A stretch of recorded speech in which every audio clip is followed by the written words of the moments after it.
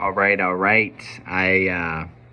Last night when I was talking to my son, I try every night to read scriptures to him, and I was actually in Mark 2, and was telling him, reading him a story.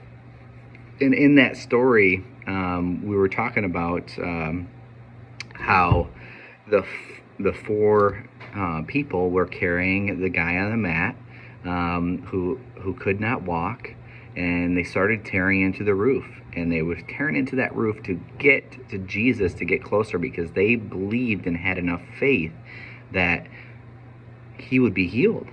That's how much they loved that friend, is they loved him enough to want to get him as close to Jesus as possible. They would tear off that roof. In doing so, when we were discussing this, my son was literally telling me the story as I'm reading him the scripture. We've talked about it before, and that was just an amazing fact in itself. And during the time when he was sitting there telling me the story, as I'm reading it to him, because he was just kind of repeating back to me what was coming next. He's 8 years old too, so it's super cool. And then so we started to just really dive into this scripture, and next thing you know, I'm getting this revelation about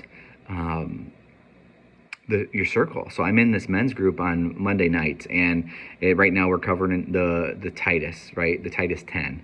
And in the book, it's really hitting home about your circle, right? Your neighbor, loving your neighbor, and serving, not just, and being the same man as you are at home, in church, and in your community, and as a man of God. And it really talks about your circle and talking about Jesus to your circle.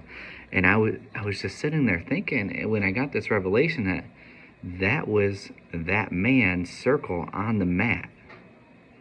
His circle had faith for him to be healed. So literally, the man, it wasn't just his faith that he was healed.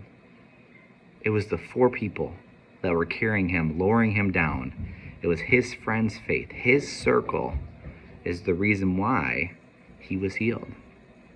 So that put it into perspective to me a little bit, and it's like, hey, who's in my circle? Who is in my circle? How can I expand that circle? How can I bring the light to as many people as possible in my circle?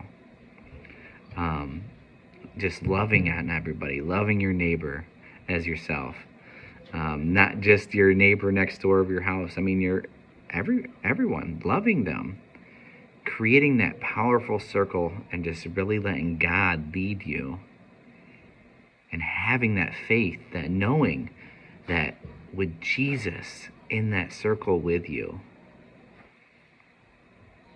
miracles happen. So that's what I got. Have a great day.